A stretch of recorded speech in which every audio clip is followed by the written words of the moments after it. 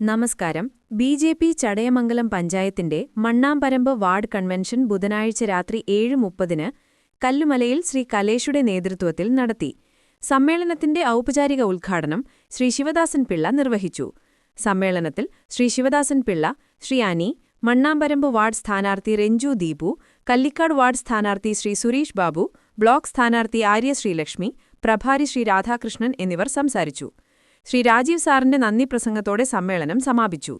ജനപങ്കാളിത്തം കൊണ്ട് ശ്രദ്ധേയമായ മണ്ണാംപരമ്പ് വാർഡ് കൺവെൻഷൻ പ്രചാരണത്തിന് പുതിയ ഊർജം പകർന്നു. നമ്മൾ മനസ്സിലാക്കാനുള്ള ഒരു സംഗതി, ഒരിക്കലും നമ്മൾ ജയിക്കരുത് എന്ന് ചിന്തിക്കുന്നവരാണ് ഇവിടുത്തെ ഇടതുപക്ഷത്തിന്റെയും വലതുപക്ഷത്തിന്റെയൊക്കെ ആൾക്കാർ. അവരതിന് സ്വാഭാവികമായിട്ട് എന്തൊക്കെ കൃത്രിമങ്ങൾ കാണിക്കുമോ അതെല്ലാം കാണിക്കും. ആദ്യം ഏതാണ്ട് 37 വർഷങ്ങൾക്ക് മുമ്പ് നമ്മൾ ജയിച്ച വാർഡാണ്, അതിൻ്റെ ഒരു ഭാഗമാണിത്.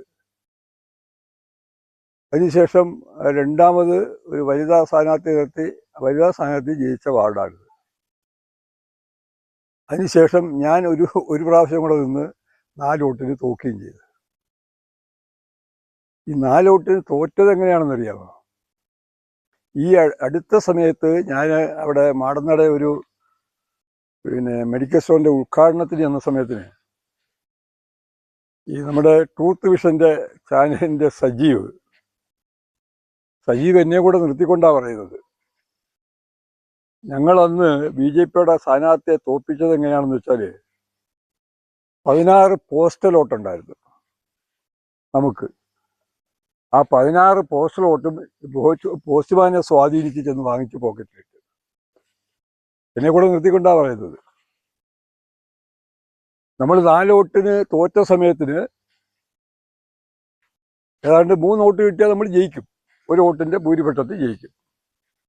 പക്ഷെ 16 വോട്ട് നമ്മുടെ വോട്ട് ഇടതുപക്ഷത്തിന്റെ ആൾക്കാർ. അതിൽ ഞാൻ സൂചിപ്പിക്കുന്നത് തിരഞ്ഞെടുപ്പിൽ തന്ത്രവും കുതന്ത്രവും ഒക്കെ ഉണ്ട് എന്നുള്ളത് മനസ്സിലാക്കാൻ വേണ്ടിയിട്ട് ഞാൻ പറഞ്ഞത്. നമ്മളാരും ഉദ്ദേശിക്കുന്ന രീതിയിലല്ല, പല രീതിയിൽ ഈ വോട്ടർമാരെ സ്വാധീനിക്കാൻ വേണ്ടി ശ്രമം നടത്തും. അപ്പോൾ സ്വാഭാവികമായിട്ട് ഇവിടെ ബി.ജെ.പിയുടെ നേതൃത്വത്തിലൊരു ഭരണം നമ്മുടെ വാർഡിൽ വന്നു കഴിഞ്ഞാൽ, ഇല്ലെങ്കിൽ നമ്മുടെ പഞ്ചായത്തിൽ വന്നു കഴിഞ്ഞാൽ, ഇന്ന് ഇവിടുത്തെ മറ്റ് രാഷ്ട്രീയ പാർട്ടികളെല്ലാം അപ്രസക്തമാവും എന്നുള്ള കാര്യത്തിൽ സംശയമില്ല. കേന്ദ്ര സർക്കാരിൻ്റെ ഒരുപാട് പദ്ധതികളുണ്ട്, സാധാരണ ജനങ്ങൾക്ക് വേണ്ടി നടപ്പാക്കുന്ന ഒരുപാട് പദ്ധതികൾ നമുക്ക് ആർക്കും തന്നെ അതറിയാൻ പോലും സാധിക്കുന്നില്ല. അത് മുൻകൈ എടുക്കേണ്ടത് നമ്മുടെ ഗ്രാമപഞ്ചായത്താണ്, അതൊക്കെ നടപ്പാക്കാൻ വേണ്ടിയിട്ട്. ഗ്രാമപഞ്ചായത്ത് നടപ്പാക്കുന്ന സമയത്ത് അവിടെ പ്രധാനമന്ത്രിയുടെ പേര് പറയേണ്ടി വരും. ഇത് നമുക്കറിയാം, ഒരു കാലഘട്ടത്തിൽ നമ്മുടെ തൊഴിലുറപ്പ് പദ്ധതി ഉണ്ടല്ലോ, കേന്ദ്ര സർക്കാർ പൈസ സംസ്ഥാന സർക്കാരിന് കൊടുക്കും, സംസ്ഥാന സർക്കാർ അത് നേരെ പഞ്ചായത്തിന് കൊടുക്കും. അങ്ങനെ കൊടുക്കുന്ന സമയത്ത് ഇത് കേന്ദ്ര സർക്കാരാണ് കൊടുക്കുന്നതെന്ന് പറയാൻ അവർ തയ്യാറായില്ല. പിന്നെ കേന്ദ്ര സർക്കാരിൻ്റെ ഒരു നിലപാട് എന്താണെന്ന് വെച്ചാൽ, നമ്മൾ 5 രൂപ ചെലവാക്കിയാലും ആ ചെലവ് കാണിക്കണം. നമുക്ക് എത്ര രൂപ തന്നോ അത്രയും രൂപ ചെലവാക്കിയായിട്ട് രേഖാമൂലം അറിയിപ്പിക്കണം കേന്ദ്ര സർക്കാരിനെ. തൊഴിലുറപ്പ് നമ്മുടെ തൊഴിലാളികൾക്ക്, നമ്മുടെ അമ്മമാർക്കും സഹോദരിമാർക്കും കേന്ദ്ര സർക്കാർ തന്ന പൈസ അവർ മാറി ചെലവാക്കി, അവർ മറ്റു പല കാര്യങ്ങൾക്കൊക്കെ വേണ്ടി ചെലവാക്കി. തൊഴിലുറപ്പ് തൊഴിലാളികൾക്ക് തരുന്ന പൈസ അവർക്ക് തന്നെയാണ് കൊടുക്കേണ്ടത്. നമ്മുടെ കുടിവെള്ള പദ്ധതി, അതിന് തരുന്ന പൈസ അതിന് തന്നെ ചെലവാക്കണം. വീട് നിർമ്മിക്കാൻ തരുന്ന പൈസ അതിന് തന്നെ ചെലവാക്കണം. റോഡ് നിർമ്മിക്കാൻ തരുന്ന പൈസ അതിന് തന്നെ ചെലവാക്കണം. ശൗചാലയങ്ങൾ നിർമ്മിക്കാൻ തരുന്ന പൈസ അതിന് തന്നെ ചെലവാക്കണം. തൊഴിലുറപ്പിന് തന്ന പൈസ അവർ മാറ്റി ചെലവാക്കി, കണക്ക് കൊടുത്തില്ല. അപ്പൊ കണക്ക് കൊടുക്കാതെ വന്നപ്പോഴത്തേന് അവിടെ ഇങ്ങോട്ട് തരുന്ന പൈസ തടഞ്ഞു വെച്ചു. ഒരു 6 മാസം വരെ ആ പൈസ തടഞ്ഞു വെച്ചിരുന്നു. അതിന് ആദ്യം അവർ പറഞ്ഞത് ഇത് സംസ്ഥാന സർക്കാരിൻ്റെ പദ്ധതിയാണെന്നാണ് പറഞ്ഞത്. സംസ്ഥാന സർക്കാരിൻ്റെ പദ്ധതിയാണെങ്കിൽ ഇത് എന്തുകൊണ്ട് നിലച്ചു എന്നുള്ള ചോദ്യം വന്നപ്പം അവസാനം പറഞ്ഞ് കേന്ദ്ര സർക്കാർ തരാൻ പറ്റാത്തതെന്ന്. അപ്പോഴാണ് കേന്ദ്ര സർക്കാരാണ് തൊഴിലുറപ്പ് പദ്ധതിക്ക് പൈസ തരുന്നത് എന്ന് ഇവിടുത്തെ സർക്കാരിനും ഇവിടുത്തെ നേതാക്കന്മാർക്കും പറയേണ്ടി വന്നു എന്നുള്ളതാണ് വസ്തുത. ഞാൻ സൂചിപ്പിച്ചു എന്നുള്ളതേ ഉള്ളൂ. അപ്പോൾ സ്വാഭാവികമായിട്ട് 6 മാസത്തെ കണക്ക് കൊടുക്കാത്തതുകൊണ്ടാണ് ഈ പൈസ തടഞ്ഞു വെച്ചത്.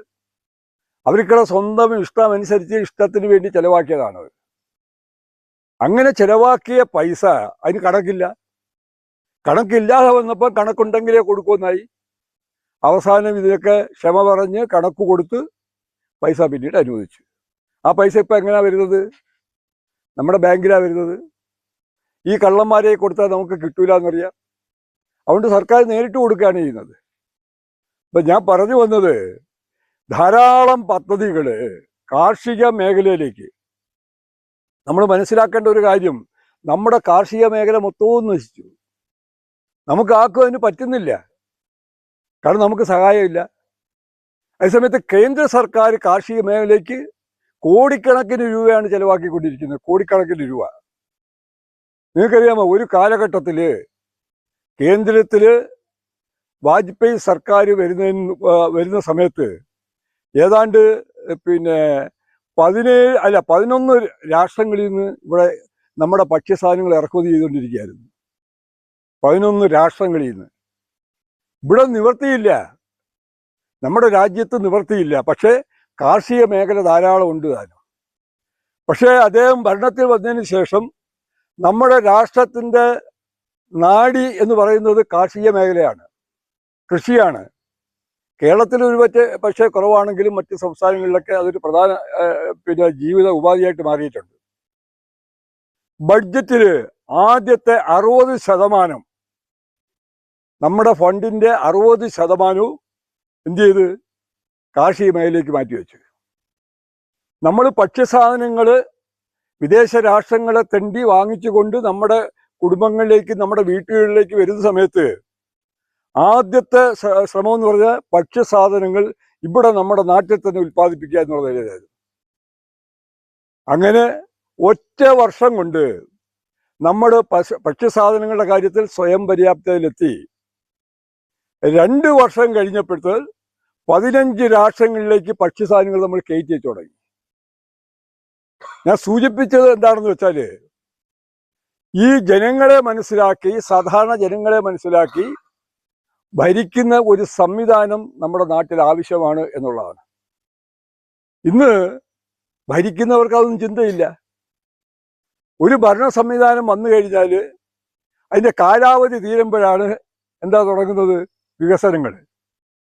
കാലാവധി തീരുമ്പോഴാണ്, ലാസ്റ്റ് മാസമാണ് വികസനങ്ങൾ തുടങ്ങുന്നത്. അവിടെ ഇവിടെയൊക്കെ കല്ലിടക്കും, അതിയേക്കും ഇതിയേക്കും, ഇതൊക്കെ നടക്കുന്നത് അങ്ങനെയാണ്. പക്ഷേ അങ്ങനെയല്ല വേണ്ടിയത്.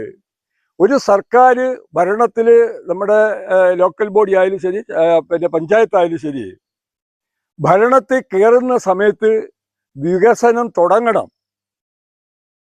നമ്മൾ തുടങ്ങി വെച്ചാൽ തീരാത്തത് അടുത്ത കമ്മിറ്റി വരുമ്പോൾ തുടങ്ങിയേ പറ്റൂ.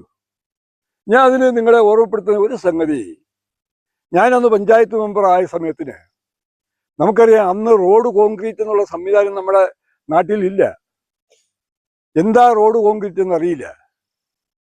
അപ്പം ഞാൻ ആ പഞ്ചായത്ത് കമ്മിറ്റിയിൽ പ്രധാനപ്പെട്ട ചടയമംഗലം പഞ്ചായത്തിലെ 2 റോഡാണ്. ഒന്ന് നമ്മൾ ഈ മഞ്ഞപ്പാറയ്ക്ക് കയറുന്ന, ചടയമംഗലത്ത് കയറുന്ന റോഡ്. നിങ്ങളൊക്കെ അറിയാമോ എന്ന് എനിക്കറിയില്ല ആ റോഡിൻ്റെ സ്ഥിതി എന്താണെന്നുള്ളത്. മഴ ആയിക്കഴിഞ്ഞാൽ മുട്ടിനൊപ്പം പുറയും. വാഹനങ്ങൾ ഒന്നും കയറാൻ പറ്റൂല, മനുഷ്യന് നടന്നു വരാൻ പറ്റൂല.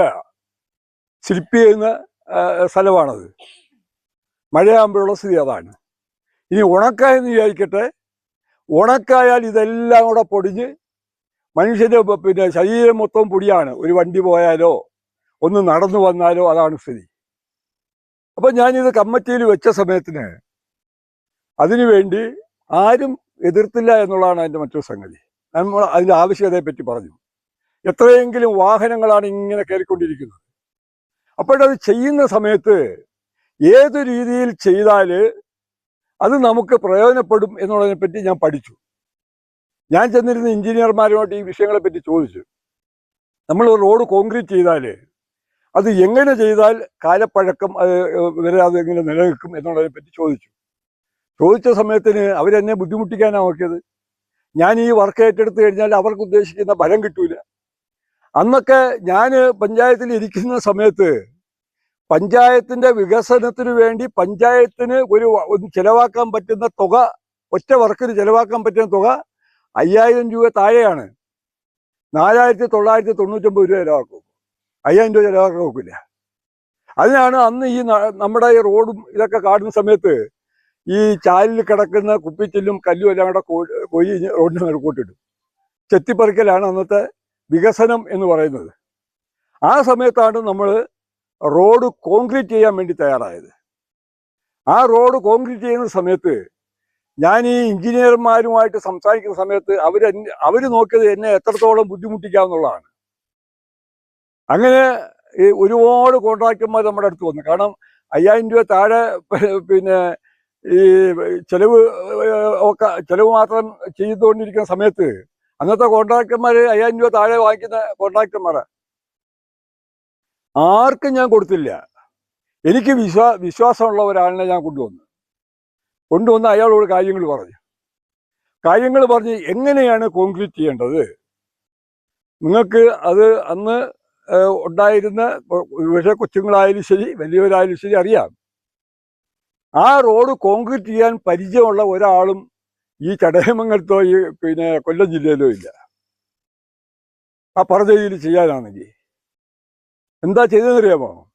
6 ഇഞ്ച് സോളിങ് എന്ന് പറയും. 6 ഇഞ്ച് പൊക്കമുള്ള കല്ല് അത് കുത്തി അടുക്കണം. കുത്തി അടുക്കിയിട്ട് അതിൻ്റെ മുകളിൽ റെഡ് സോയിൽ വിതറണം, പശയുള്ള മണ്ണ് വിതറണം.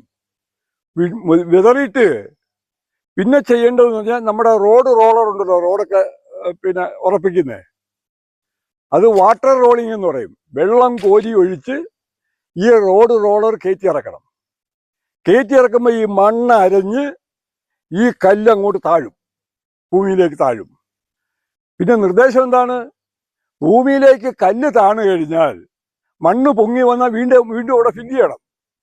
നമ്മുടെ ആ രഘുവൈദ്യരെ ആ ഭാഗത്തൊക്കെ 2.5 അടി കല്ല് ഫില്ല് ചെയ്തിട്ടുണ്ട്. അവിടെയൊക്കെ ഭയങ്കരമായിട്ട് പതയുന്ന സ്ഥലമായിരുന്നു. റോഡ് കോൺക്രീറ്റ് ചെയ്യാൻ ഒരുപാട് പേര് കാണാൻ വന്ന്.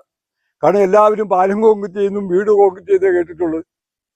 ധാരാളം ആൾക്കാർ വന്നു. ഇത് കോൺക്രീറ്റ് ചെയ്തതിന് ശേഷം പിന്നെ അടുത്തത് കുഞ്ഞപ്പ ക്ഷേത്രത്തിന് അങ്ങോട്ടുള്ള റോഡ്.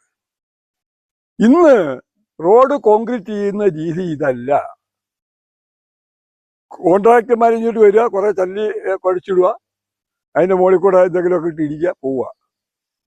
അതിൻ്റെ കാരണം എന്താണെന്ന് വെച്ചാൽ നമ്മൾ ചെയ്തതിൻ്റെ മുകളിൽ കൂടെ ചെയ്തു. ഇത് കാണിക്കാതിരിക്കാനാണ് ചെയ്തത്. അതൊക്കെ ഇപ്പോൾ ഇളവിക്കൊണ്ടിരിക്കുക. നല്ല സുന്ദരമായിട്ട് കിടന്നതാണ് കുഞ്ഞപ്പ ക്ഷേത്രത്തിന് അങ്ങോട്ടുള്ള റോഡ്.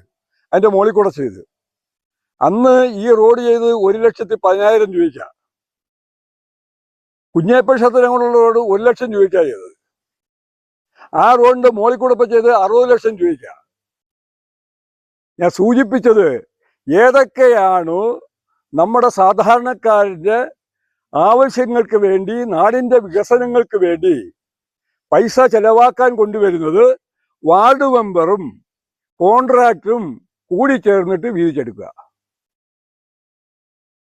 ഇപ്പൊ ഞാൻ ഇത് പറഞ്ഞു വന്നത് ഇതാണ്. ഇത് എന്തു പണി ചെയ്താലും അത് നിലനിൽക്കാത്ത കാര്യം അതാണ്. നിങ്ങൾ ഇങ്ങനെ ചെയ്യണമെന്ന് പറയാൻ പറ്റൂല. റോഡ് കോൺക്രീറ്റ് ചെയ്താൽ നമ്മൾ വീട് കോൺക്രീറ്റ് ചെയ്തതും വെള്ളം ഒഴിച്ചോണ്ടിരിക്കണം. വെള്ളം ഒഴിക്കാൻ വേണ്ടി ഒരാളെ നിർത്തി അവിടെ. അയാളോട് ഞാൻ പറഞ്ഞത് എന്താണെന്ന് വെച്ചാൽ മോളിൽ നിന്നല്ല ഒഴിക്കേണ്ടത്, താഴെ നിന്ന് മുകളിലോട്ട് ഒഴിക്കണം. മോളിൽ നിന്ന് ഒഴിച്ചാൽ അയാൾക്ക് എളുപ്പമാണ്. മോളിൽ നിന്ന് വെള്ളം ഇങ്ങനെ ഒഴിച്ച് വരുമ്പോഴത്തേക്ക് ബാക്കി ഒഴിച്ചാൽ മതിയല്ലോ. താഴെ നിന്ന് മുകളിലോട്ട് ഒഴിക്കുന്ന സമയത്ത് വീണ്ടും ആ കോൺക്രീറ്റിന് ഗുണം ഉണ്ടായിക്കൊണ്ടിരിക്കും. ഇത് ഞാൻ സൂചിപ്പിച്ചത് എന്താണെന്ന് വെച്ചാൽ ഇതാണ് വികസനം. നിങ്ങൾക്കറിയാമോ, ഈ മിനി സിവിൽ സ്റ്റേഷൻ 37 വർഷമായി അതിന് സ്ഥലം എടുത്തിട്ട്. 1ഉം 2ഉം അല്ല. എന്തിനു വേണ്ടിയാണ് എടുത്തത്? കൊട്ടാരക്കര താലൂക്ക് വിഭജിച്ച് ചടയമംഗലം കേന്ദ്രമായി ഒരു താലൂക്ക് ഉണ്ടാവണം. അത് ബാബു പോൾ കമ്മീഷന്റെ നിർദ്ദേശമാണ്. അദ്ദേഹം നടത്തിയ സർവേയുടെ അടിസ്ഥാനത്തിലാണ്. നിങ്ങൾക്ക് ബുദ്ധിമുട്ടുന്നുണ്ടോ? നീണ്ടു പോകുന്നുണ്ട്. ബാബു പോൾ കമ്മീഷന്റെ നിർദ്ദേശമാണത്. കൊട്ടാരക്കര താലൂക്ക് വിഭജിച്ച് ചടയമംഗലം കേന്ദ്രമായി താലൂക്ക് വേണമെന്നുള്ളത്. സത്യത്തില് ഇതിനു വേണ്ടി ഇവിടുത്തെ ഗ്രാമപഞ്ചായത്ത് തയ്യാറായിട്ടില്ല. അന്നൊരു വലിയ പ്രക്ഷോഭമുണ്ടായി. അന്ന് LDF ഭരിക്കുന്ന സമയത്താണ്, ഇ കെ നയനാർ ഭരിക്കുന്ന സമയത്താണ്. സർക്കാരിന്റെ കാലാവധി തീരാൻ പോവാ. ഇവിടുത്തെ ഗ്രാമപഞ്ചായത്ത് തിരിഞ്ഞു നിന്നു എന്നുള്ളതാണ് വസ്തുത. ഒരു നാടിന്റെ വികസനത്തിന് ഗ്രാമപഞ്ചായത്താണ് മുന്നിൽ നിന്ന് ജനങ്ങളെ സംഘടിപ്പിച്ചിറങ്ങേണ്ടത്. കടക്കൽ ചേറ പഞ്ചായത്ത് അവർ സജീവമായി രംഗത്ത് നിന്ന് ചടയമംഗലത്ത് നിന്നില്ല എന്ന് മാത്രമല്ല, അതിനെ നശിപ്പിക്കാൻ വേണ്ടി നോക്കി എന്നുള്ളതാണ്. ഇവിടുത്തെ ജനങ്ങളെ സംഘടിപ്പിച്ചു. കമ്മ്യൂണിസ്റ്റ് പാർട്ടിയുടെയും കോൺഗ്രസിന്റെയും CPIയുടെയും മുസ്ലിം ലീഗിന്റെയും അണികൾ കംപ്ലീറ്റ് നമ്മളോടൊപ്പം വന്നു. CPMന്റെ നേതാക്കന്മാർ വന്നില്ല, CPIയുടെ നേതാക്കന്മാർ വന്നില്ല. ബാക്കി എല്ലാവരും നമ്മളോടൊപ്പം വന്നു. ഏതാണ്ട് 7000-ന് പുറത്ത് വരുന്ന ആളിനെ കൊണ്ട് ഒരു ഉപരോധം സംഘടിപ്പിച്ചു. മാത്രമല്ല, നമ്മുടെ പോക്കറ്റിൽ നിന്ന് പൈസ എടുത്ത് ഹൈക്കോടതിയിൽ പോയി അതിന് സ്റ്റേ വാങ്ങിച്ചു. നമുക്ക് അർഹതപ്പെട്ടത് നമുക്ക് തരാതിരുന്നപ്പോഴാണ് നമ്മൾ ഇത് ചെയ്തത്. താലൂക്കുമായി ബന്ധപ്പെട്ട ഒട്ടനവധി ഓഫീസുകൾ ഇവിടെ ഉണ്ട്. അതിനെല്ലാം അവഗണിച്ചുകൊണ്ടാണ് ഇത് കടക്കിലേക്ക് കൊണ്ടുപോകാൻ വേണ്ടി നോക്കിയത്. അതിനെ നമ്മൾ ചെറുത്തു. ഇന്നും ആ സ്റ്റേ അടക്കുകയാണ്. ഇന്നും നിലവിൽ ഹൈക്കോടതിയിൽ ആ സ്റ്റേ അടക്കുകയാണ്. ഇപ്പൊ ഞാൻ പറഞ്ഞു വന്നത് എന്താണെന്ന് വെച്ചാല്, ഇതിനൊക്കെ നാടിന്റെ വികസനത്തിന് അതിനുവേണ്ടി എടുത്ത സ്ഥലമാണ് ഈ ഡിപ്പോ ആദ്യം കിടന്ന സ്ഥലം, മിനി സിവിൽ സ്റ്റേഷന് വേണ്ടി. അന്ന് ആ സ്ഥലം അക്വയർ ചെയ്ത് എടുത്തതിന്റെ പേരിലാണ് ഇവിടെ ഒരു KSRTC ഡിപ്പോ ഉണ്ടായത്. ബാലകൃഷ്ണപിള്ള സാർ ആയി കൊണ്ടുപോകാൻ നോക്കി, ഷബീർ മാറ്റാപ്പള്ളി നിലമേ കൊണ്ടുപോകാൻ നോക്കി. ഇതിലെ ഉദ്യോഗസ്ഥന്മാർ വന്നപ്പോൾ എത്രയും ബെറ്ററായ സ്ഥലം ചടയമംഗലമാണ്. ചടയമംഗലം ജംഗ്ഷന്റെ അടുത്ത് MC റോഡിനോട് ചേർന്ന് ഇത്രയും സൗകര്യമുള്ള സ്ഥലമില്ല. ഇത് ചൂണ്ടിക്കാണിച്ചപ്പോഴത്തേന് ഇവിടെ ഡിപ്പോ വരാൻ വേണ്ടി തയ്യാറായി. അന്ന് ആ സ്ഥലം എടുത്തുകൊണ്ടാണ്. ആ സ്ഥലം എടുത്തത് എങ്ങനെയാണ്? ഇവിടുത്തെ കോൺഗ്രസ്സുകാരും മാർക്സിസ്റ്റുകാരും അതിനെ ശക്തമായി എതിർത്തു. നമ്മൾ എന്ത് പറഞ്ഞാലും അന്ന് മുസ്തഫ പ്രസിഡന്റ് മുസ്തഫ നമ്മളോടൊപ്പം നിന്നു എന്നുള്ളതാണ്. അങ്ങനെ പൊന്നുമല തഹസിൽദാരെ കൊണ്ടുവന്നാണ് ആ സ്ഥലം എടുക്കുന്നത്. 78 സെന്റ് സ്ഥലം. അത് അന്ന് അതിനുവേണ്ടി എടുത്തിട്ടുകൊണ്ടാണ് ഈ KSRTC ഡിപ്പോ ഉണ്ടായത്. ഞാനിത് സൂചിപ്പിച്ചു വരുന്നത്, തറക്കല്ലിടിയിൽ നടന്നുകൊണ്ടിരിക്കുക മിനി സിവിൽ സ്റ്റേഷന്. ഒരു 3 വർഷങ്ങൾക്ക് മുമ്പ് ചിഞ്ചൂറാണിയും ഇവിടുത്തെ നേതാക്കന്മാരെല്ലാം കൂടെ എന്നെ കൂടെ ആ പൊതുയോഗത്തിൽ വിളിച്ചു. പിന്നെ എന്നെ വിളിച്ചിട്ടില്ല. ചിഞ്ചൂറാണി അങ്ങോട്ട് കയറിയെന്നുകൊണ്ട് പറയുക, ചടയമംഗലത്തുകാരുടെ ആഗ്രഹം സബലീകരിക്കാൻ പോകുന്നു, മിനി സിവിൽ സ്റ്റേഷന് വേണ്ടി തറക്കല്ലിടുന്നു എന്നൊക്കെ പറഞ്ഞുകൊണ്ട് ഘോര പ്രസംഗിച്ച്. അപ്പൊ ഞാൻ സംസാരിക്കാൻ എഴുന്നേറ്റ സമയത്ത് ഞാൻ പറഞ്ഞു, ഈ ചടയമംഗലത്തുകാരുടെ ഒരു അവസ്ഥ, ഏതാണ്ട് 34 വർഷം ചടയമംഗലത്തുകാർക്ക് കാത്തിരിക്കേണ്ടി വന്നു ഒരു തറക്കല്ലിടാൻ വേണ്ടി, മിനി സിവിൽ സ്റ്റേഷന് വേണ്ടി. ഞാൻ കുറച്ച് കാര്യങ്ങൾ അങ്ങ് പറഞ്ഞു. ഇവര് പിന്നീട് ഇറങ്ങിപ്പോയപ്പോ എന്റെ മുഖത്ത് നോക്കിയില്ല. ഇന്നും എന്റെ മുഖത്ത് നോക്കില്ല. ഇപ്പൊ ഇത് ചോദിക്കാൻ ആളില്ല. ഇപ്പോഴും തറക്കല്ലിടുക. ഈ കഴിഞ്ഞ പ്രാവശ്യം തറക്കല്ലിട്ട് മിനി സിവിൽ സ്റ്റേഷന് വേണ്ടിയിട്ട്. ഞാൻ പറഞ്ഞത്, ശക്തമായ ഒരു ഭരണ സംവിധാനം നമ്മുടെ ഗ്രാമപഞ്ചായത്തിൽ വന്നാൽ മാത്രമേ ഈ നാടിന്റെ പുരോഗതിയും വികസനവും നടക്കുകയുള്ളൂ എന്നുള്ളതാണ്. നിങ്ങൾക്കറിയാമോ, ചടയമംഗലത്തെ ഗവൺമെന്റ് സ്കൂളിൽ +2 വന്നത് എങ്ങനെയാണ്? സ്കൂളിന് അനുവദിക്കേണ്ടതാണത്. ഞാൻ നേരിട്ട് പോയി MLA കണ്ടു, MP കണ്ടു, പഞ്ചായത്ത് പ്രസിഡന്റിനെ കണ്ടു. എല്ലാവർക്കും മെമ്മോറാണ്ടം കൊടുത്തു. വകുപ്പ് മന്ത്രിമാർക്ക് വരെ കൊടുത്തു. അനുവദിച്ചപ്പോൾ ചടയമംഗലത്തില്ല. നിയമപരമായി അനുവദിക്കേണ്ടതാണ്. ഹൈക്കോടതിയിൽ പോയി വീണ്ടും അവിടെ അനുവദിച്ചു. ഞാൻ പറഞ്ഞു വന്നത്, നാടിന്റെ വികസനമാണ് ആഗ്രഹിക്കുന്നതുവെങ്കിൽ നാടിനോട് കൂറുള്ളവര് ഭരണതലത്തിൽ വരണം എന്നുള്ളതാണ്. ഞാൻ ഇത്രയും സംസാരിച്ചു വന്നതിന്റെ കാര്യം, എന്തിനാണ് BJP ഈ പഞ്ചായത്ത് ഭരിക്കണം എന്നുള്ളതിനെ പറ്റി ചിന്തിക്കാൻ വേണ്ടിയിട്ടാണ്. അപ്പോൾ BJP ഭരിക്കുവാണ് എന്നുണ്ടെങ്കിൽ കേന്ദ്ര സർക്കാരിന്റെ ഒട്ടനവധി പദ്ധതികൾ നമുക്ക് നമ്മുടെ നാടിൻ്റെ വികസനത്തിന് വേണ്ടി, നമ്മുടെ കുട്ടികളുടെ വിദ്യാഭ്യാസത്തിന് വേണ്ടി, നല്ല റോഡുകൾ നിർമ്മിക്കുന്നതിന് വേണ്ടി 35 വർഷമായി MC റോഡ് അലൈൻമെൻറ്റ് നടത്തിയിട്ടിരിക്കുകയാണ് വികസിപ്പിക്കാൻ. 35 വർഷമായി. സെൻട്രലിൽ ഡിവൈഡറും 2 സൈഡിലും 2 വരി പാത. അത് പിന്നെ ഇതിൻ്റെ എസ്റ്റിമേറ്റും പ്ലാനും ഒക്കെ എടുത്ത് എത്തിക്കുകയാണ്. പിന്നെ മറ്റൊരു വേദനിക്കുന്ന ഒരു രംഗം എന്ന് പറഞ്ഞാൽ ചെങ്ങന്നൂർ തൊട്ട് തിരുവനന്തപുരം വരെ റെയിൽവേ ലൈൻ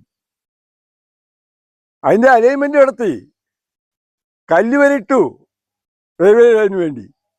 എന്തുകൂടി സൗകര്യമായിരുന്നു നമുക്ക് പെട്ടെന്ന് ഇറങ്ങി തിരുവനന്തപുരത്ത് പോകാനും വടക്കോട്ട് പോകാനും ഒക്കെ. ഇന്നിപ്പോൾ നമുക്ക് ട്രെയിനിൽ കയറണമെങ്കിൽ എവിടെ വേണം? കൊല്ലത്ത് പോകണം, അല്ലെങ്കിൽ ചെങ്ങന്നൂർ പോകണം, അല്ലെങ്കിൽ തിരുവനന്തപുരത്ത് പോകണം, അല്ലെങ്കിൽ വർക്കല പോകണം. അതും അട്ടിമറിച്ചു.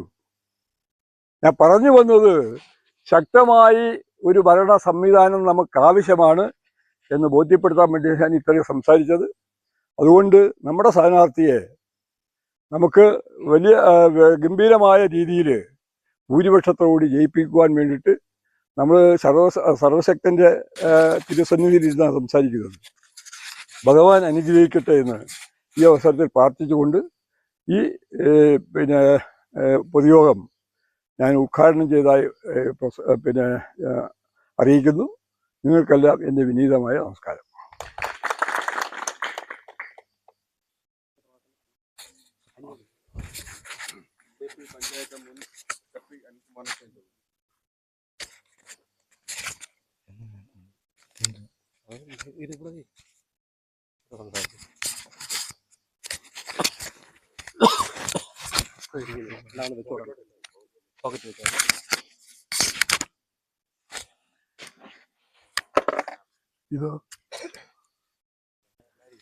പ്രിയപ്പെട്ട നമ്മുടെ ബഹുമാനപ്പെട്ട അധ്യക്ഷൻ ശ്രീ കലേഷ്, ഉദ്ഘാടകനും നമുക്കെല്ലാവർക്കും പ്രിയങ്കരനുമായിട്ടുള്ള ശിവാജി ചേട്ടൻ, നമ്മുടെ എല്ലാവരുടെയും പ്രിയപ്പെട്ട സാരഥി ശ്രീ രഞ്ജു ദീപു, പ്രിയപ്പെട്ടവരെ,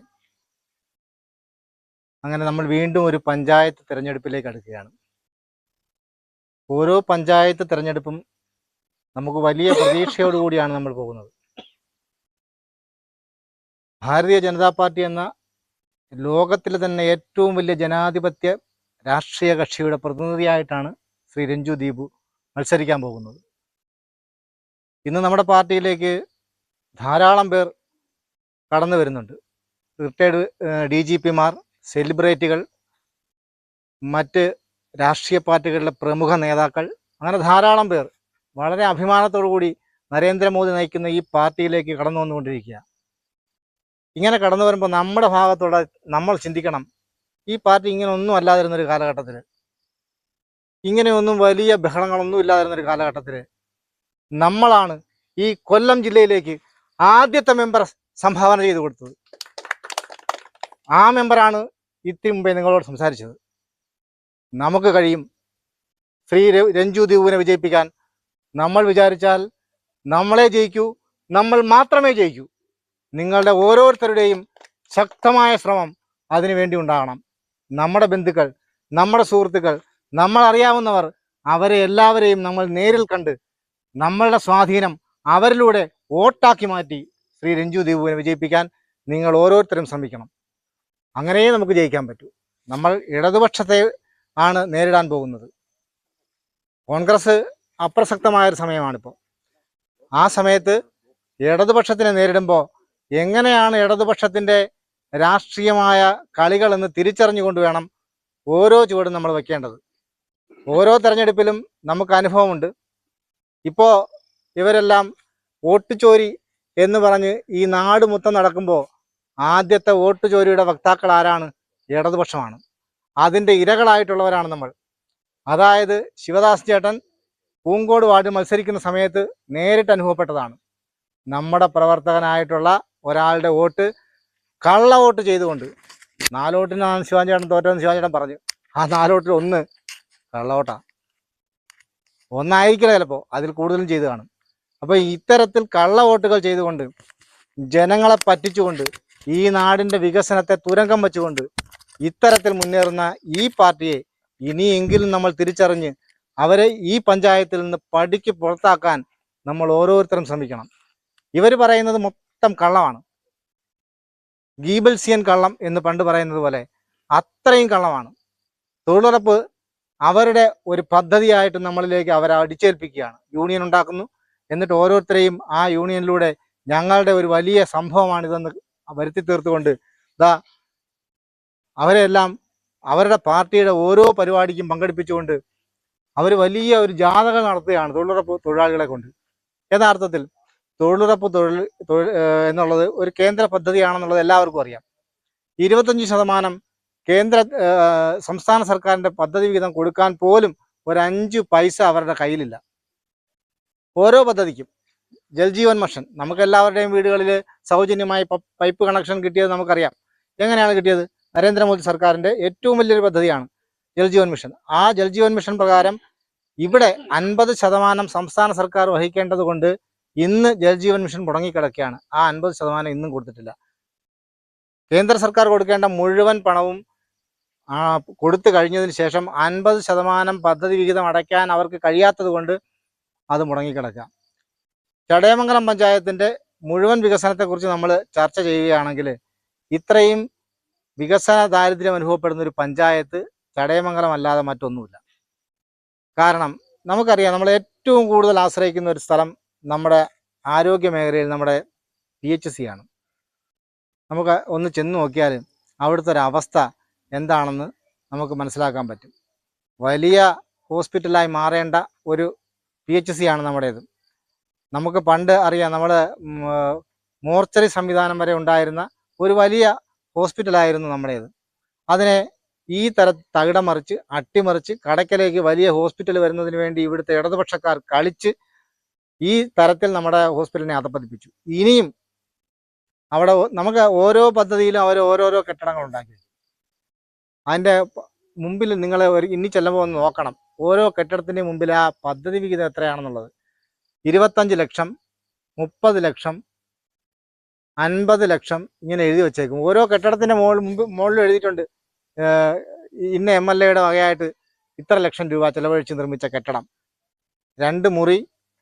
നമ്മളെ സാധാരണ ഒരു കെട്ടിടം വയ്ക്കുന്നതിന് ഒരു 1200 സ്ക്വയർ ഫീറ്റ് കെട്ടിടം വയ്ക്കുന്നതിന് ഒരു 20 ലക്ഷം രൂപ ചിലവാകുന്ന സമയത്ത് ഈ 1200 സ്ക്വയർ ഫീറ്റിൻ്റെ ഒരു കെട്ടിടം അവർ വയ്ക്കുമ്പോൾ ഒരു 50 ലക്ഷം രൂപയാവും.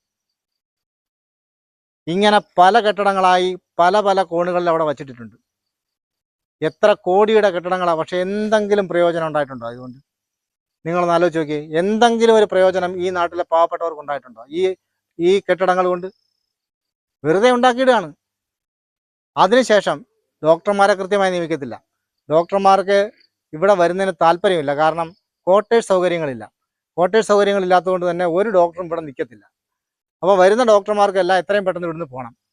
അതുകൊണ്ട് തന്നെ നമ്മൾ ചെല്ലുമ്പോഴൊക്കെ 1 or 2 ഡോക്ടറെ കൂടിപ്പോയാൽ കാണും. 3 or 4 പേരെ നിയമിക്കേണ്ടിടത്ത് 2 ഡോക്ടറെ നിയമിച്ചാൽ ഈ വരുന്ന ഒരു ദിവസം ഔട്ട് പേഷ്യൻറ്റ് 500 പേരിൽ കൂടുതൽ വരുന്ന ഒരു പഞ്ചായത്താണ്. അതായത് ഇളമാട് തൊട്ട് ഈ ഇവിടെ അടുത്തങ്ങ് വേറെ ഹോസ്പിറ്റൽ ഇല്ലാത്തതുകൊണ്ട് ഇളമാട് തൊട്ടുള്ള ആളുകൾ വന്ന് അങ്ങ് പള്ളിക്ക തൊട്ടുള്ള ആളുകൾ വരുന്ന ഒരു ഹോസ്പിറ്റലാണ്. യാതൊരു അടിസ്ഥാന സൗകര്യങ്ങളുമില്ല. ഇത് ഒരുക്കേണ്ടത് പഞ്ചായത്താണ്. കാരണം പഞ്ചായത്തിൻ്റെ പരിധിയിലാണ് PHCകൾ വരുന്നത്. അതുപോലെ തന്നെ നമ്മുടെ ഇപ്പോൾ പറഞ്ഞു തീർത്ത സിവിൽ സപ്ലൈസ് മിനി സിവിൽ സ്റ്റേഷൻ്റെ കാര്യം. മിനി സിവിൽ സ്റ്റേഷന് ഒരു 2 തവണയിൽ കൂടുതൽ തറക്കല്ലിട്ടിട്ടുണ്ട്. ഓരോ തവണയും ഇലക്ഷൻ വരുമ്പം ഒരു തറക്കല്ലിടിയിൽ നടക്കും. പണിയൊന്നും നടക്കത്തില്ല, ഒരു പണിയും നടക്കത്തില്ല. അതിന് പദ്ധതിയായ വിഹിതമായിട്ടൊരു 15 ലക്ഷം രൂപ 20 ലക്ഷം രൂപ എഴുതി അങ്ങ് മാറ്റും. അതേ അവസ്ഥയാണ് നമ്മുടെ പഞ്ചായത്ത് സ്റ്റേഡിയത്തിനുള്ളത്. പഞ്ചായത്ത് സ്റ്റേഡിയം മണ്ണിട്ട് നികത്താൻ തുടങ്ങിയിട്ട് ഏകദേശം എൻ്റെ പ്രായം ഇപ്പോൾ വരും. അത്രയും കാലം കൊണ്ട് പഞ്ചായത്ത് സ്റ്റേഡിയം ഉണ്ടാക്കുക. ഇന്നും ഈ പഞ്ചായത്തിലെ കുട്ടികൾക്ക് കളിക്കാൻ ഒരു സ്റ്റേഡിയം ഇല്ല. ഇതാണ് നമ്മുടെ പൊതുവായ അവസ്ഥ. വികസനം എന്ന് പറയുന്നത് ഇവരുടെ നാവിൻ തുമ്പിലൂടെ കേട്ടങ്ങ് പോകേണ്ട ഒന്നല്ല. അത് നമുക്ക് അനുഭവിച്ചറിയേണ്ടതാണ്. നമുക്കാർക്കും അത് അനുഭവിച്ചറിയാൻ ഒരു തരത്തിലും ഇവർ സമ്മതിക്കത്തില്ല. അതുകൊണ്ട് തന്നെ നമ്മൾ ഓരോരുത്തരും ഇടതുപക്ഷത്തെ ഈ പഞ്ചായത്തിൽ നിന്ന് നിഷ്പ്രഭമാക്കുന്നതിന് വേണ്ടിയുള്ള ശക്തമായ പ്രവർത്തനം നടത്തണം. ബൂത്ത് അടിസ്ഥാനത്തിൽ ഓരോരുത്തരും അതെല്ലാം നമ്മുടെ പ്രവർത്തകർ കൃത്യമായി മനസ്സിലാക്കേണ്ടതാണ്. വോട്ടർ പട്ടിക പഠിക്കുക. വോട്ടർ പട്ടിക പഠിച്ചതിന് ശേഷം ആ ബൂത്തിൽ ഇരിക്കേണ്ട ആളെ നേരത്തെ തന്നെ നിശ്ചയിക്കുക. അവർ കൃത്യമായ വോട്ടർ പട്ടിക പഠിക്കുക. അതേപോലെ തന്നെ ഈ മരിച്ചവരാര്, ഇവിടെ ഇല്ലാത്തവരാര്, പോസ്റ്റൽ വോട്ടുകൾ എത്ര എണ്ണം, ആർക്കൊക്കെ ഇലക്ഷൻ ഡ്യൂട്ടി ഉണ്ടാകും, അതെല്ലാം നമ്മൾ മുൻകൂട്ടി അറിഞ്ഞിരിക്കണം. പോസ്റ്റൽ വോട്ടിലൊക്കെ വലിയ തിരിമറികളാണ് നടത്തിയിട്ടുള്ളത്. നമ്മളെ തോൽപ്പിക്കുന്നതിന് വേണ്ടുന്ന ഏറ്റവും വലിയ ഉപകരണങ്ങളിൽ ഒന്നാണ് ഈ പോസ്റ്റൽ വോട്ട്. അവരുടെ സ്വാധീനം സർക്കാർ സർവീസിൽ വളരെ വലുതാണ്. അതുകൊണ്ട് തന്നെ പോസ്റ്റൽ വോട്ടുകൾ കൈക്കലാക്കാൻ അവർ വലിയ ശ്രമം നടത്തും. നമുക്ക് കിട്ടാൻ വലിയ പാടുള്ളൊരു സാധനമാണ് പോസ്റ്റൽ വോട്ട്. പക്ഷേ പഞ്ചായത്ത് ഇലക്ഷനാണ്, ഓരോ വോട്ടായാലും വലിയ വിലയാണ്. അതിനെല്ലാം നേരത്തെ കൂട്ടി തന്നെ നമ്മൾ പ്ലാൻ തയ്യാറാക്കി നമ്മുടെ സ്ഥാനാർത്ഥിയെ വലിയ വിജയത്തിലേക്ക് എത്തിക്കുന്നതിന് വേണ്ടുന്ന പ്രവർത്തനം നിങ്ങൾ ഓരോരുത്തരും കാഴ്ചവെക്കണമെന്ന് ആത്മാർത്ഥമായി അഭ്യർത്ഥിച്ചുകൊണ്ട് നമ്മുടെ ബ്ലോക്ക് ഡിവിഷൻ സ്ഥാനാർത്ഥി ഇവിടെ എത്തിയിട്ടുണ്ട്. ആര്യ നമുക്ക് നേരത്തെ അതന്നെ നമ്മളെ ബ്ലോക്ക് ഡിവിഷനിൽ നേരത്തെ മത്സരിച്ചിട്ടുണ്ട്. 2ാം സ്ഥാനം വന്ന് വലിയ ഓളം ഉണ്ടാക്കിയ ഒരു സ്ഥാനാർത്ഥിയാണ്. ഇപ്പോഴും അതിന് യാതൊരു മാറ്റവും ഉണ്ടാവില്ല. അത് 1ാം സ്ഥാനത്തിലേക്ക് എത്തിക്കുന്നതിന് വേണ്ടുന്ന പ്രവർത്തനം നമ്മളിൽ നിന്നുണ്ടാകണമെന്ന് മാത്രം അഭ്യർത്ഥിച്ചുകൊണ്ട് നിർത്തുന്നു. നന്ദി, നമസ്കാരം. സുരേഷ് ഉണ്ടോ? സുരേഷ് വന്നിട്ടുണ്ടോ? അപ്പൊ നമ്മുടെ കള്ളിക്കാട് സ്ഥാനാർത്ഥി സുരേഷ് ഉണ്ട്. സുരേഷിന്റെ വാർഡില് നമ്മൾ കഴിഞ്ഞ പ്രാവശ്യം വലിയ ഭൂരിപക്ഷത്തിൽ ജയിച്ച, നമ്മളെ സിന്ധു ചേച്ചി ജയിച്ച ഒരു വാർഡിലാണ് ഇപ്പൊ സുരേഷ് നിൽക്കുന്നത്. സുരേഷിന് വലിയ ഭൂരിപക്ഷത്തിൽ ജയിക്കാൻ കഴിയും. അപ്പൊ നമ്മുടെ സ്ഥാനാർത്ഥിയുടെ കാര്യത്തിൽ നമ്മൾ ഏവരുടെയും ആത്മാർത്ഥമായ പ്രവർത്തനം ഉണ്ടാവണം. അതിന് നമ്മുടെ അമ്മമാര്, നമ്മൾ ഓരോരുത്തരും നമുക്ക് സമയം കിട്ടുമ്പോഴെല്ലാം സ്ഥാനാർത്ഥിയോടൊപ്പം ഇറങ്ങി ഓരോ വീട്ടിലും നമ്മളെ സ്വാധീനം അത് എത്രത്തോളം ഉണ്ടോ അതെല്ലാം ഉപയോഗപ്പെടുത്തി. നമ്മളെ ഈ പഞ്ചായത്ത് ഇലക്ഷനാണ്. പഞ്ചായത്ത് ഇലക്ഷന് ഒരു വ്യക്തിക്ക് ഒരാളെ സ്വാധീനിക്കാൻ പറ്റിയാൽ മതി. അങ്ങനെ പല തുള്ളിപ്പരുകളുമാണ്. നമ്മൾ അങ്ങനെ വേണം ചിന്തിക്കാൻ. അങ്ങനെ ഈ പഞ്ചായത്ത് ഇലക്ഷൻ അവർ ചെയ്യുന്നതിനേക്കാൾ കൂടുതൽ വർക്ക് നമ്മൾ ചെയ്തെങ്കിലേ നമുക്ക് ജയിക്കാൻ പറ്റും. കാരണം ഇതൊരു വലിയ ഒരു ഇതാണ്. കാരണം അവർക്കുള്ള തന്ത്രങ്ങളെന്ന് പറഞ്ഞു കഴിഞ്ഞാൽ നമുക്ക് ഉദ്ദേശിക്കുന്നതിനും അപ്പുറമാണ്. അപ്പോൾ അത് മനസ്സിലാക്കിക്കൊണ്ട് വേണം നമ്മൾ ഓരോരുത്തരും പ്രവർത്തിക്കാൻ. നമ്മൾ ആരും ഉപേക്ഷ വിചാരിക്കരുത്. നമ്മുടെ സ്ഥാനാർത്ഥി വിജയിക്കുന്നത് വരെ നമുക്ക് വിശ്രമമില്ലാത്ത പണിയായിരിക്കും. നിങ്ങളെല്ലാവരുടെയും സഹകരണം പ്രതീക്ഷിച്ചുകൊണ്ട് നിർത്തുന്നു. നന്ദി, നമസ്കാരം. വന്ദേ മാതരം.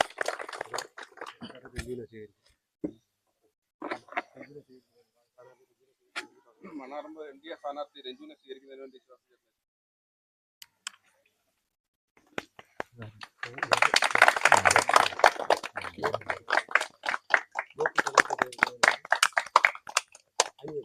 ബ്ലോക്ക് സ്ഥാനാർത്ഥി ആര്യലക്ഷ്മിയെ സ്വീകരിക്കുന്നതിന് വേണ്ടി അനിൽകുമാറെ ക്ഷണിച്ചു.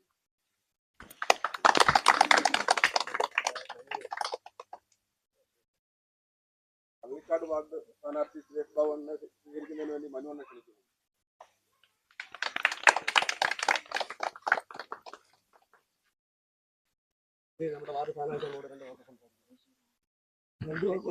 രണ്ട് വാക്ക് പറഞ്ഞാൽ മതി.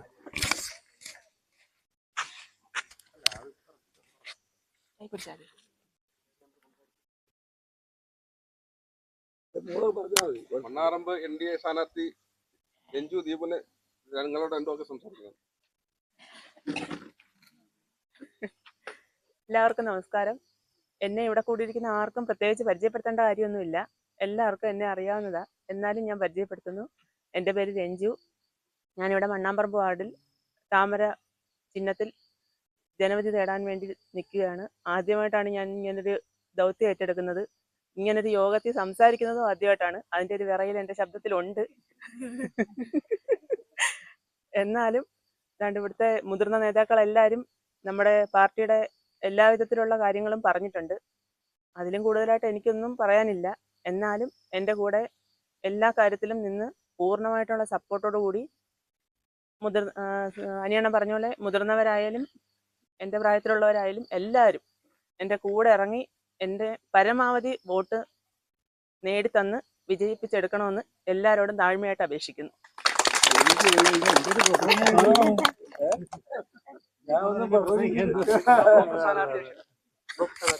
ഇളവക്കോട് ഡിവിഷൻ ബ്ലോക്ക് സ്ഥാനാർത്ഥി നമ്മളെ പറ്റിച്ചതാ. പ്രിയ ബന്ധുക്കളെ,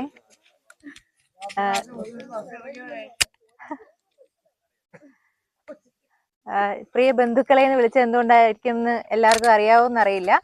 പ്രിയ ബന്ധുക്കളെ നമ്മൾ സംഘത്തിലെ ആൾക്കാർ പ്രിയ ബന്ധുക്കളെ എന്ന് പറഞ്ഞാണ്. ഇപ്പൊ ഒരു കല്യാണക്കുറി തയ്യാറാക്കിയാലും എന്ത് തന്നെയാണെങ്കിലും ബന്ധുക്കളാണ് നമ്മളെല്ലാവരും.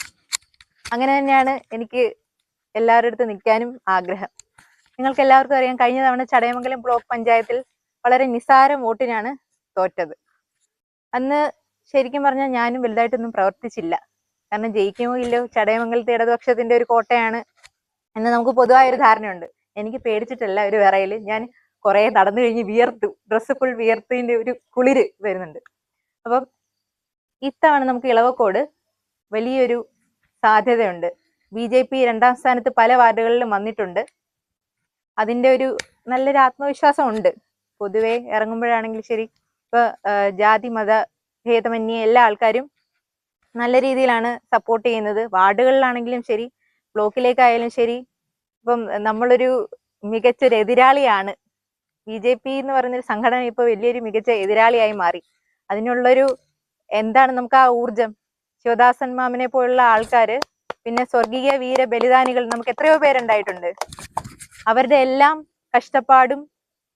കഷ്ടപ്പാടിന്റെ ഒരു മധുരമുള്ള ഫലം അനുഭവിക്കാൻ ഭാഗ്യം സൃഷ്ടിച്ചവരാണ് ഞാനും ഇദ്ദേഹവും എല്ലാവരും, ഇപ്പൊ നിൽക്കുന്ന എല്ലാ സ്ഥാനാർത്ഥികളും. പിന്നെ നമ്മളും പണ്ട് പോലീസ് സ്റ്റേഷനിൽ പോകുമ്പോഴത്തേക്ക് ഈ BJP എന്ന് പറഞ്ഞ സംഘടനയ്ക്ക് ആര് വന്നു പോകുന്നു എന്നൊക്കെയുള്ള ഒരു അവസ്ഥ ഇവര് പറഞ്ഞ് നമ്മൾ കേട്ടിട്ടുണ്ട്. അല്ലാതെ എനിക്കിതുവരെ അനുഭവിക്കേണ്ടി വന്നിട്ടില്ല. ഞാൻ വക്കീലാണ്, ഞാൻ യുവമോർച്ചയുടെ ജില്ലാ കമ്മിറ്റി അംഗമാണ്. എനിക്ക് പക്ഷെ അങ്ങനെ ഒരു BJP എന്ന് പറഞ്ഞ ഒരു പാർട്ടിയിൽ ഒരു 3ാമത് സ്ഥാനമുള്ള ഒരു പാർട്ടിയാണെന്നോ അങ്ങനെ ഒരു എന്താ അനുഭവം ഉണ്ടായിട്ടില്ല. ഞാൻ BJP സ്ഥാനാർത്ഥിയായി മത്സരിച്ചിട്ടുണ്ടെന്ന് പറയുമ്പോൾ എനിക്ക് അഭിമാനമുണ്ട്. ആ അഭിമാനം ഉണ്ടാക്കിയെടുക്കാൻ വളരെ നിരവധി പേർ അന്ന് കഷ്ടപ്പെട്ടിട്ടുണ്ട്. ഇന്നും അവരൊക്കെ ഈ സംഘടനയിൽ സജീവമായിട്ട് നിൽക്കുന്നുണ്ട്. അവരുടെയൊക്കെ അനുഗ്രഹവും പ്രാർത്ഥനയും വേണം. അതുപോലെ കുട്ടികൾ ഇവിടെ ഇരിക്കുന്നതുകൊണ്ട് ഞാൻ ചെറിയൊരു കഥ പോലെ പറയാം. നമ്മുടെ പുരാണത്തിലെ ഒരു മോറൽ സ്റ്റോറിയാണ്. ഭാരുണ്ട എന്ന് പറഞ്ഞൊരു പക്ഷിയുണ്ട്, ഭാരുണ്ട. അതിന് 2 തലയാണുള്ളത്. ഒരു തല നന്മയെ സൂചിപ്പിക്കുന്നു, ഒരു തല തിന്മയെ സൂചിപ്പിക്കുന്നു. ഈ നന്മയുള്ള തല എല്ലാം ഇങ്ങനെ കണ്ട് ക്ഷമയോടുകൂടി ഇരിക്കും. ഈ തിന്മയുള്ള തല എന്ന് പറഞ്ഞിട്ടുണ്ടെങ്കിൽ ഈ 2ാമത്തെ തല ഒരു നല്ല മധുരമുള്ള ഫ്രൂട്ട് കിട്ടി. ആ ഫ്രൂട്ട് എന്ത് ചെയ്തു, ഈ നന്മയുള്ള തലയ്ക്ക് കൊടുത്തില്ല, മുഴുവൻ കഴിച്ചു. അപ്പൊ ഈ നന്മയുള്ള തല പറഞ്ഞു, കുറച്ചെങ്കിലും രുചി നോക്കാൻ എനിക്ക് തരുമായിരുന്നെങ്കിൽ. വേണ്ട വേണ്ട, അത് ഞാൻ കഴിച്ചല്ലോ. അങ്ങനെ കുറെ നാളുകൾ ഇത് കടന്ന് പോയപ്പോ ഈ നന്മയുള്ള തലയ്ക്ക് ഒരു വിഷാംശമുള്ള ഒരു ഫ്രൂട്ട് കിട്ടി. ആ ഫ്രൂട്ട് കഴിക്കാൻ പോയപ്പോഴത്തേക്ക് ഈ തിന്മയുള്ള തല പറഞ്ഞു, അയ്യോ അത് ഭക്ഷിക്കരുത്, അത് കഴിച്ചാൽ ചത്തുപോകും. ഇതൊന്നും കേൾക്കാതെ നന്മയുള്ള തല എന്ത് ചെയ്തു, ആ വിഷാംശം ഉള്ള ഫലം ഭക്ഷിച്ചു. അപ്പൊ എന്തു പറ്റി, 2 തലയായിരുന്നെങ്കിലും ഒരു ഉടലായിരുന്നു. അങ്ങനെ ഈ ദുഷ്ടതയുള്ള ഈ തലയും എന്ത് ചെയ്തു, ചത്തുപോയി. നന്മയും തിന്മയും ചത്തുപോയി. അതേപോലെയാണ് ഇവിടെ LDF എന്ന് പറഞ്ഞൊരു രാഷ്ട്രീയ പാർട്ടിയുണ്ട്. അവർക്ക് വേണ്ടി ഒരുപാട് പദ്ധതികൾ ഉണ്ടെങ്കിലും അവരതൊന്നും ചെയ്യാതെ നമ്മളുടെ ആൾക്കാരെ എന്ത് ചെയ്യുന്നു, ആൾക്കാരുടെ സൗഭാഗ്യങ്ങളെല്ലാം ഇതുപോലെ നശിപ്പിച്ച് നമ്മളെ പാവപ്പെട്ടവരെക്കാൾ എന്താ പറയണ്ടേ, ഒന്നുമില്ലായ്മയിലേക്ക് നയിച്ച് ഒരു പട്ടിണിയിലേക്ക് എത്തിക്കാൻ കഴിയുന്നു. ഇത്തിരി തിന്മ മതി, നന്മയുള്ളതിനെയും കൂടി നശിപ്പിക്കാൻ കഴിയും. അപ്പൊ ഈ തിന്മയെ നമ്മൾ മൊത്തത്തിൽ ഇല്ലായ്മ ചെയ്യണം. അപ്പോൾ ആ തിന്മയെ ഉന്മൂലനം ചെയ്യാൻ വേണ്ടിയിട്ടാണ് നമ്മൾ ഭാരതീയ ജനതാ പാർട്ടി NDAയുടെ ഇപ്പൊ മുന്നോട്ട് നമ്മളെല്ലാവരും സാരഥികളായിട്ട് നിൽക്കുന്നത്, ഫൈറ്റ് ചെയ്യാൻ വേണ്ടിയിട്ട് ഇവരോടെല്ലാം. അപ്പം അതുപോലെ തന്നെ എടുത്തു പറയേണ്ടത് BDJSന്റെ സീറ്റായിരുന്നു കഴിഞ്ഞ തവണ ഇളവക്കോട് ബ്ലോക്കിൽ ഉണ്ടായിരുന്നത്. അപ്പം സനലിയേട്ടനാണ് ഒരു പരിഭവം കൂടാതെ സപ്പോർട്ട് ചെയ്തിട്ടുണ്ടായിരുന്നു. പിന്നെ ഇന്ന് വെള്ളൂപ്പാറ വാർഡിൽ കുറച്ച് ഇറങ്ങിയപ്പോഴത്തേക്ക് ഞങ്ങള് ഗുരുദേവ സന്നിധിയിൽ നിന്നാണ് തുടങ്ങിയത്. അവിടെയുള്ള സ്വർഗീയ വിജയമാമന്റെ വീട്ടിൽ നിന്ന് അനുഗ്രഹമൊക്കെ വാങ്ങിച്ചിട്ടാണ് ഇറങ്ങിയത്.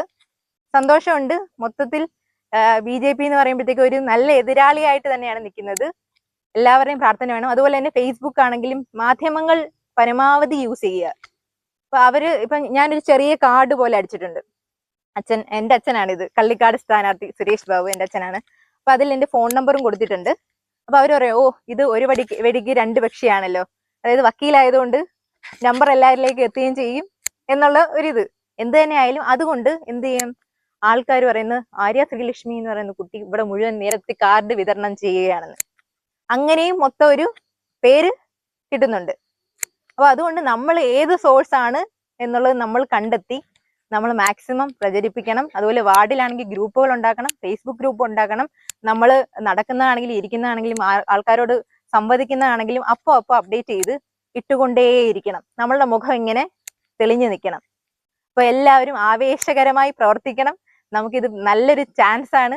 എല്ലാവരുടെയും സപ്പോർട്ട് ഉണ്ടാവണം. കുട്ടികളാണെങ്കിൽ ശരി, ഇവിടെ തളിരിടും ഒരൊറ്റമൊട്ടും വാടിക്കൊഴിഞ്ഞ് വീഴില്ല എന്നാണ് എനിക്ക് ഈ കുട്ടികളെ കാണുമ്പോൾ തോന്നുന്നത്. എല്ലാവർക്കും നന്ദി. പള്ളിക്കാട് വാർഡ് സ്ഥാനാർത്ഥി സുരേഷ് ബാബു ബഹുമാന്യ അധ്യക്ഷൻ, എൻ്റെ പ്രിയപ്പെട്ട ഗുരുനാഥൻ ശിവാസൻ ചേട്ടൻ അവറുകൾ, ചടയമംഗലത്തിൻ്റെ പ്രഭാരി ശ്രീ രാധാകൃഷ്ണൻ ചേട്ടൻ അവറുകൾ, അതുപോലെ തന്നെ അനുചേട്ടൻ, എന്നെ കേൾക്കുന്ന എൻ്റെ പ്രിയപ്പെട്ട സംഘ ബന്ധുക്കളെ, സുഹൃത്തുക്കളെ, സഹോദരി സഹോദരന്മാരെ, ഞാൻ KSRTC നിന്നും കഴിഞ്ഞ മാർച്ചിൽ പെൻഷനായി. ഏകദേശം 10-40 വർഷക്കാലം ഉണ്ട്.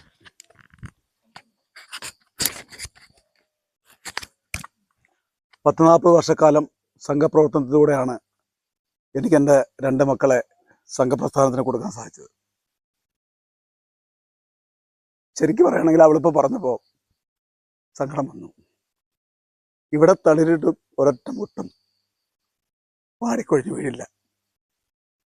ഒരു 73 വയസ്സുള്ള ശിവാസൻ ചേട്ടൻ ഈ ചടയമംഗലം പഞ്ചായത്തിൽ കൊല്ലം ജില്ലയിലെ ആദ്യത്തെ പഞ്ചായത്ത് പ്രസിഡന്റ് ആയതിനു ശേഷം വർഷം എത്ര കഴിഞ്ഞു?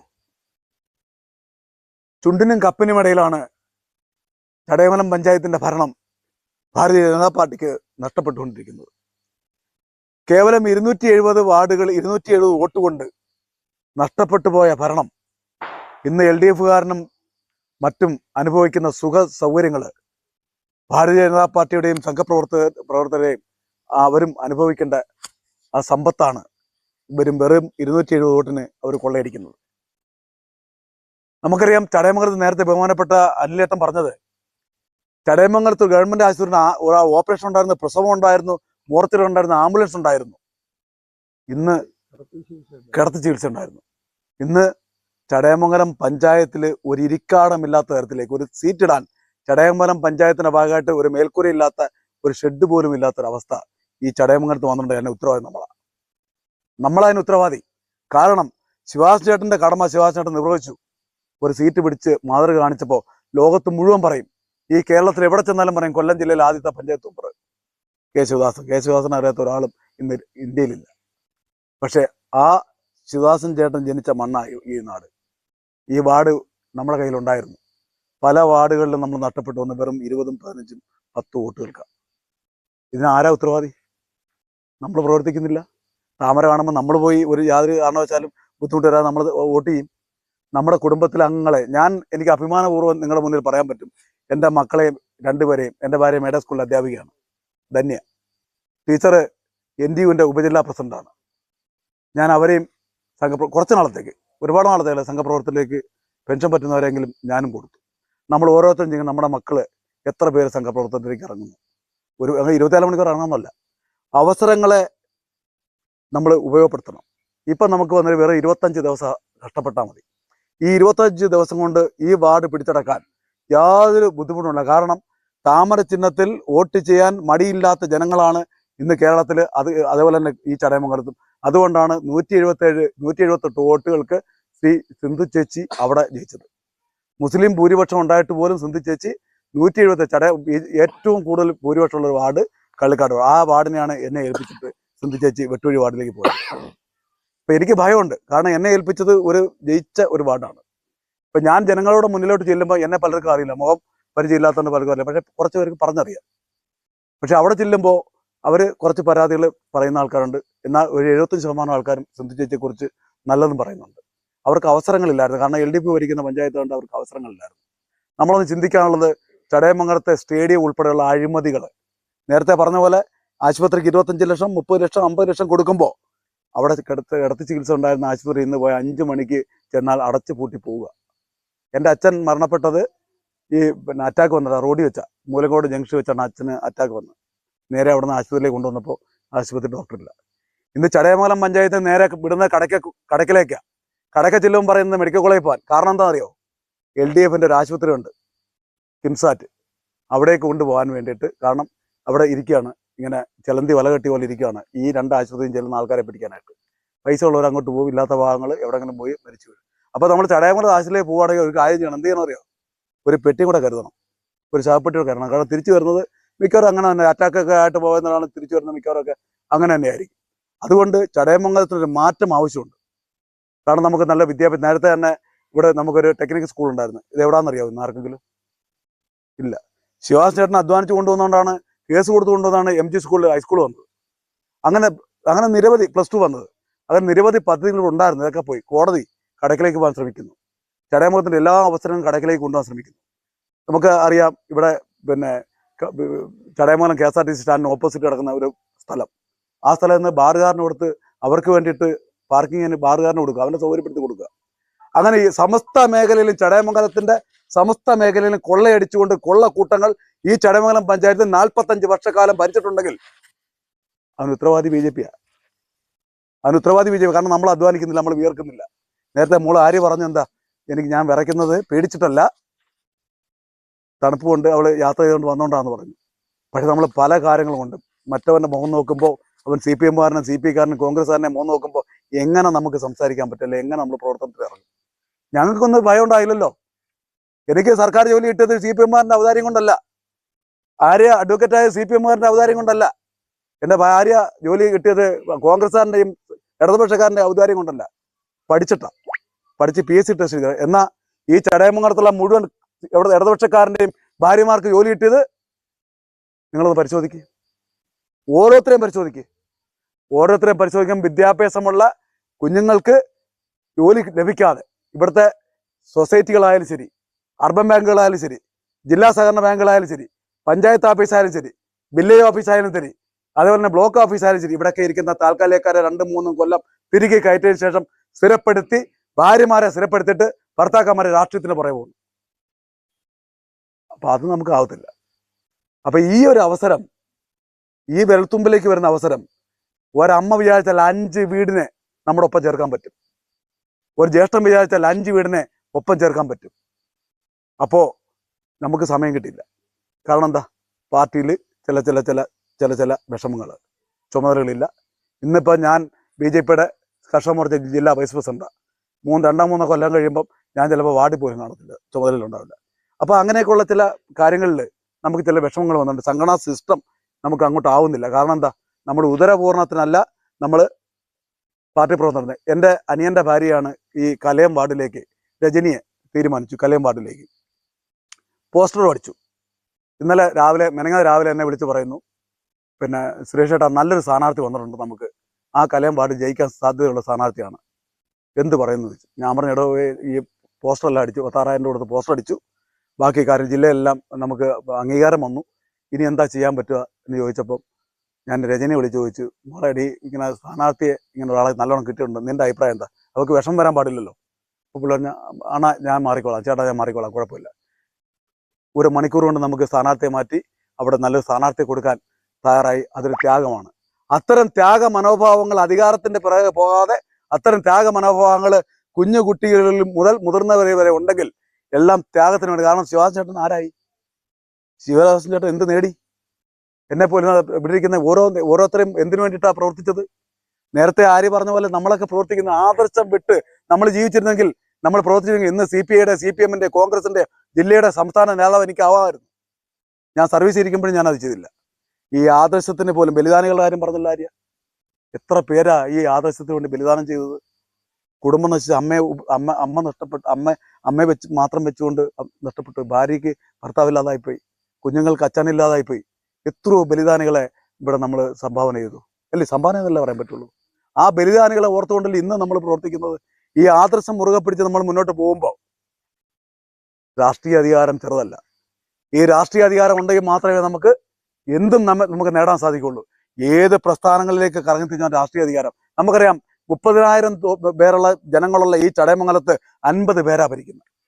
മൊത്തം 30,000 പേരെ ഈ ചടയമംഗലം പഞ്ചായത്തിലുള്ളൂ. പക്ഷെ ആ രാഷ്ട്രീയ അധികാരം കൊണ്ട് ഈ സ്വത്തുക്കൾ മൊത്തം കൊണ്ടുപോകുന്നത് വെറും 50 പേർക്കുള്ളിലാണ്. കാരണം നമുക്ക് ഓരോ സ്ഥലത്തും ബോർഡുകൾ വെച്ചിട്ടുണ്ട്. 50 കോടി, സമയം ഉണ്ടോ സംസാരിക്കുന്നത്? 50 കോടി, 25 കോടി, 40 കോടിയുടെയൊക്കെയാണ് ഓരോ വാർഡിലും മെമ്പർമാർ കണക്ക് വയ്ക്കുന്നത്. ഈ 40 കോടിയൊക്കെ ഒരു വാർഡിൽ കിട്ടുവാണെങ്കിൽ, 50 കോടിയൊക്കെ ഒരു വാർഡിൽ കിട്ടുവാണെങ്കിൽ സ്വർഗസുന്ദരമായ ഒരു വാർഡായി മാറില്ലേ ഇത്? അപ്പൊ ഈ പണം അവിടെ പോയി.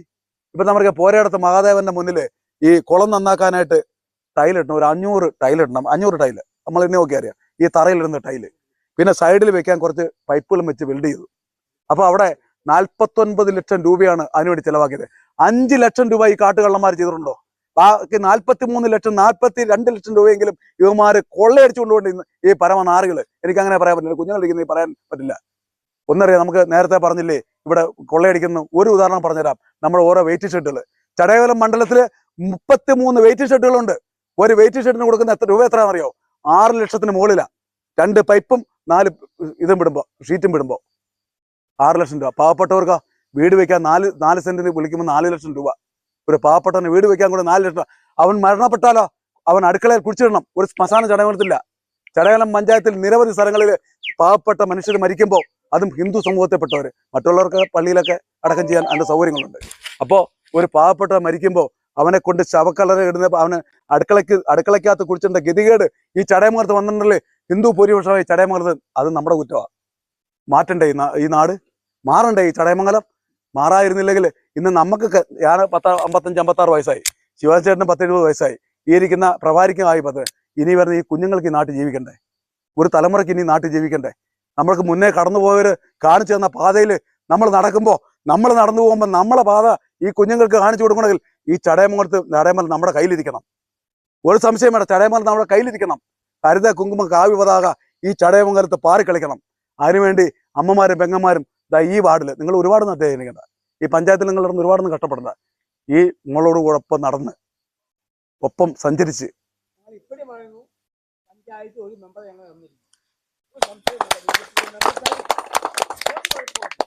അങ്ങനെ തരുവാണെങ്കിൽ ഞാൻ നിങ്ങളോട് ഉറപ്പ് പറയുന്നു, ഈ ചടയമംഗലം പഞ്ചായത്ത് ഭാരതീയ ജനതാ പാർട്ടി ഭരിക്കും.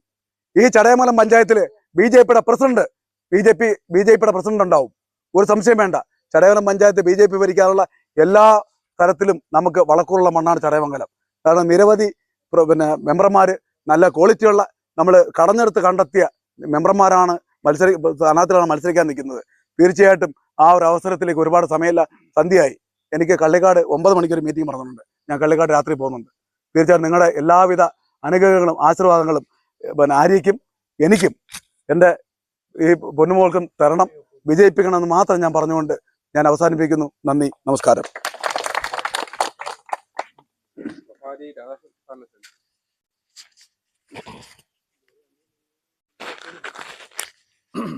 നമ്മുടെ ഈ പഞ്ചായത്തിന്റെ സംഘടനാ തലത്തിൽ കാര്യങ്ങൾ നോക്കുന്നയാളാണ് രാധാകൃഷ്ണൻ സാർ.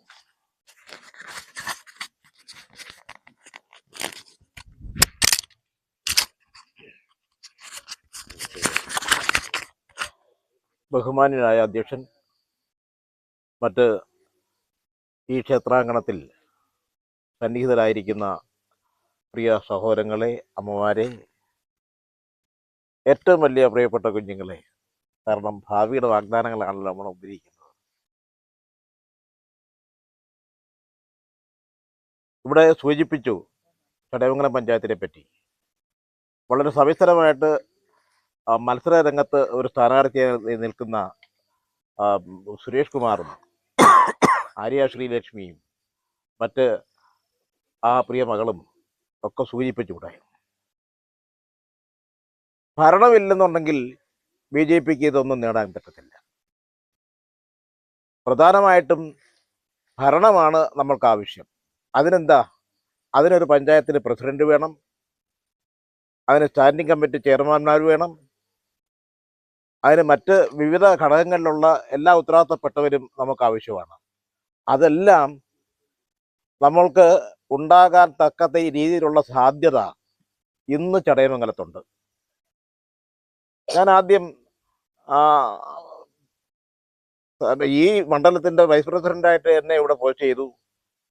ഞാൻ ആദ്യമായിട്ട് അത് കഴിഞ്ഞിട്ട് എന്നെ വിളിച്ച് പറഞ്ഞ് രാജൻ ചേട്ടൻ ഇവിടുത്തെ പ്രഭാരിയും കൂടെ ആണെന്ന് പറഞ്ഞു. ശരി, ഇവിടെ വന്നു കഴിഞ്ഞപ്പോൾ എനിക്ക് ചില കാര്യങ്ങൾ ബോധ്യപ്പെട്ടു. ആദ്യം പരിശോധിച്ചത് പറഞ്ഞല്ലോ, നമ്മൾ എത്ര വോട്ടിൻ്റെ കുറവുകൊണ്ടാണ് നമ്മൾ പ്രസിഡന്റ്ഷിപ്പിലേക്ക് ഇവിടെ വരാതെ പോയത്.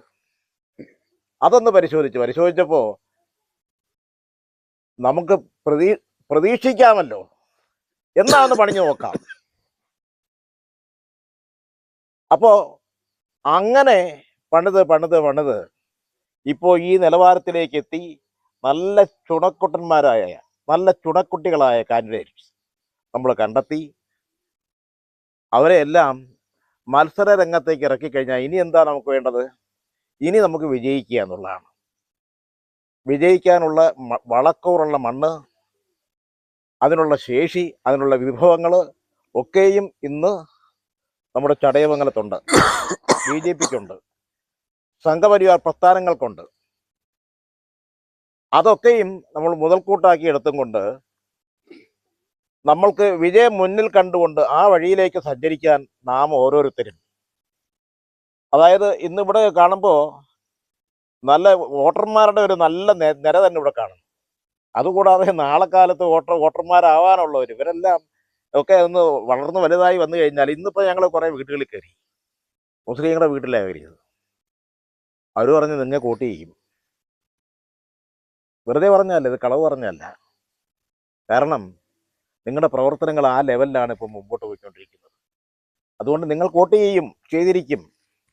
ആ രീതിയിലുള്ള ഒരു വലിയ മാറ്റം ഇന്ത്യയുടെ ഭാഗമായിട്ടുള്ള കേരളത്തിൽ, വിശേഷിച്ച ചടയമംഗലത്ത് ഇന്ന് നമ്മളുടെ മുന്നിലുണ്ട് എന്നുള്ള കാര്യം നമ്മളാരും മറക്കാൻ പാടില്ല. അതൊരു മാറ്റമല്ലേ?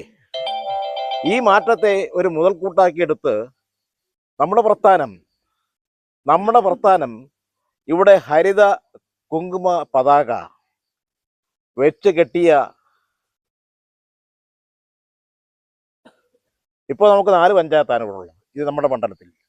ഈ 4 പഞ്ചായത്തിൽ വിശേഷിയ നമ്മുടെ ചടയമംഗലത്ത് അതിൻ്റെ ഒരു വണ്ടി പതാക വെച്ച് കെട്ടി അതിനകത്തൊരു പ്രസിഡന്റിനെ നമ്മൾ ഇരുത്തി, അതിൻ്റെ പുറകിൽ ജയിച്ച നമ്മുടെ വാർഡ് മെമ്പർമാരും എല്ലാം കൂടെ സഹിതം ഒരു വലിയ ഒരു സമൂഹം നമുക്ക് നമ്മുടെ കൊല്ലം ജില്ല ഈസ്റ്റ് ഓഫീസിലേക്ക് നമ്മൾക്ക് മാർച്ച് ചെയ്യേണ്ടതായിട്ടുണ്ട്.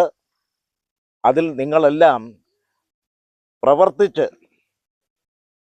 പ്രവർത്തിച്ച് ഇതിൻ്റെ വിജയഘട്ടത്തിലേക്ക് എത്തിക്കാൻ നിങ്ങളെ ജഗദീശ്വരൻ അനുഗ്രഹിക്കട്ടെ എന്ന് പ്രാർത്ഥിച്ചുകൊണ്ട് ഞാൻ നിർത്തുന്നു. നന്ദി, നമസ്കാരം.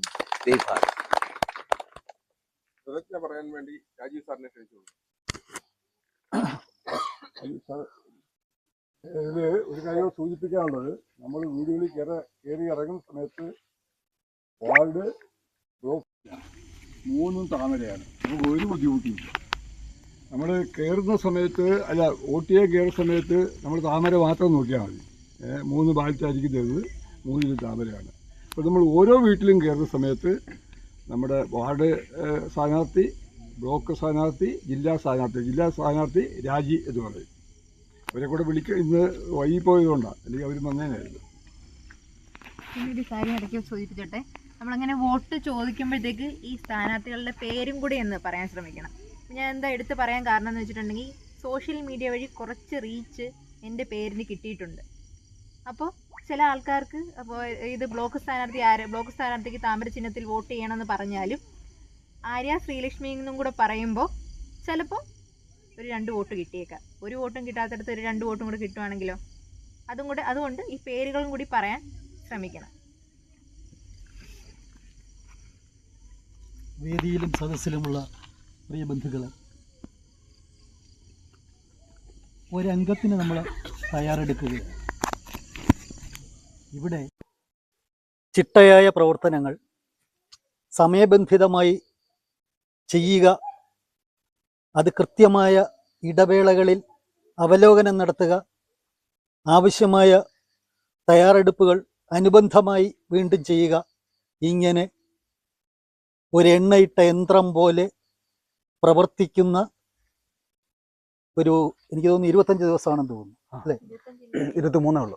23 ദിവസം. ഈ 23 ദിവസത്തെ നമ്മുടെ പ്രവർത്തനത്തിൻ്റെ ഫലം വരുന്ന 5 കൊല്ലം മാത്രമല്ല, തുടർന്നുള്ള വർഷങ്ങളിലേക്കും ഉണ്ടാകും എന്നതുകൊണ്ട് നമ്മളെ സംബന്ധിച്ച് ഈ 23 ദിവസം ശക്തമായ പ്രവർത്തനം, അതാണ് പ്രധാനം. ഇന്ന് ഈ മഞ്ഞും ഒരുപക്ഷെ മഴ പെയ്യുന്ന ഈ സാഹചര്യത്തിൽ നമ്മൾ ഇത്രയും പേര് ഇവിടെ കൂടിയിരുന്ന് ഇത്രയും കാര്യങ്ങളെക്കുറിച്ചൊക്കെ സംസാരിച്ച് നമ്മൾ പിരിഞ്ഞു പോയാൽ ഇനി ഇതുപോലെ ഒരു മീറ്റിംഗ് വിളിക്കുമ്പോഴേ നമ്മളെ കാണൂ എങ്കിൽ ഒന്നും നമുക്ക് നേടാൻ കഴിയില്ല. അത് നമ്മൾ ഓരോരുത്തരും മനസ്സിലാക്കണം. സ്വാഭാവികമായും നമുക്ക് സ്ഥാനാർത്ഥികളെയോ അല്ലെങ്കിൽ അതുമായി ബന്ധപ്പെട്ടോ പാർട്ടിപരമായോ അല്പസ്വല്പം മാനസികമായ ബുദ്ധിമുട്ടുകളോ ഈർഷ്യകളോ ഒക്കെ നമ്മുടെ മനസ്സുകളിൽ ഉണ്ടാകാം. അതൊക്കെ സ്വാഭാവികമാണ്. പക്ഷേ ഈ 23 ദിവസം ഇതെല്ലാം ഒഴിവാക്കിക്കൊണ്ട് ഒരു മനസ്സോടെ ഒന്നിച്ച് നേടും എന്ന ഉറച്ച വിശ്വാസത്തോടെ, നമ്മൾ നേടുക തന്നെ ചെയ്യും എന്ന് ഉറച്ചു വിശ്വസിച്ചുകൊണ്ട്, നമ്മുടെ വാക്കും പ്രവൃത്തിയും സമയവും നമ്മളൊരാളിനോട് സംസാരിക്കുന്നത് പോലും ഇതുമായി ബന്ധപ്പെട്ട് ഒരു വോട്ട് ലഭിക്കുന്ന തരത്തിലേക്ക് മാറ്റിയെടുക്കാൻ നമുക്ക് കഴിയുമെങ്കിൽ തീർച്ചയായിട്ടും ഈ 23 ദിവസം കഴിഞ്ഞ് റിസൾട്ട് വരുന്നതിൻ്റെ അന്ന് ഇവിടെ ഒരു ജനസമുദ്രത്തെ ഉണ്ടാക്കാൻ നമുക്ക് കഴിയുമെന്ന തിരിച്ചറിവോടെ വേണം നമ്മൾ ഓരോരുത്തരും ഇതുമായി ബന്ധപ്പെട്ട് പ്രവർത്തിക്കാൻ എന്ന് മാത്രമാണ് എനിക്ക് ഈ അവസരത്തിൽ പറയാനുള്ളത്. ഞാൻ BJPയുടെ നേരത്തെ മെമ്പർഷിപ്പ് ഉണ്ടായിരുന്നു. ഇപ്പൊ പുതുക്കിയിട്ടില്ല, ഉള്ള കാര്യം ഞാൻ പറയാമല്ലോ എന്ന് വിചാരിച്ച് ഞാൻ എപ്പോഴും ഇതിൻ്റെ ശക്തമായ അനുഭാവി തന്നെയാണ്. എന്തുകൊണ്ടാണ് അങ്ങനെ തോന്നുന്നത് എന്ന് പറഞ്ഞാൽ, കഴിഞ്ഞ ഇലക്ഷൻ്റെ പഞ്ചായത്തിൻ്റെ ഒരു സ്റ്റഡി നടത്തിയപ്പോൾ അത്ഭുതം തോന്നിപ്പോയി. കാരണം എത്രയോ വാർഡുകളിൽ നമ്മൾ 2ാം സ്ഥാനത്താണ്. ഇങ്ങനെ പ്രവർത്തിച്ചിട്ട് അവിടെയാണ് ആ വാക്കിന് പ്രധാനമുണ്ട്. 11 വാർഡിൽ കറക്റ്റ്, ഞാനത് ഇപ്പോൾ ഓർക്കുന്നില്ല. 11 വാർഡുകളിൽ നമ്മൾ 2ാം സ്ഥാനത്തായിരുന്നു. 3 വാർഡ് ജയിക്കുകയും ചെയ്തു. അപ്പോൾ അവിടെ എന്താണ് സംഭവിച്ചത്? നമ്മളെ പ്രവർത്തനം എങ്ങനെയാണ്? ആ ഒരു സാഹചര്യത്തിൽ ഇത്രമാത്രം ജനങ്ങൾ നമ്മളെ നെഞ്ചോട് ചേർക്കുന്നു എങ്കിൽ എന്തുകൊണ്ട് നമുക്ക് പ്രവർത്തിച്ച് നേടിക്കൂടാ? നമുക്ക് നേടുക തന്നെ ചെയ്യാം.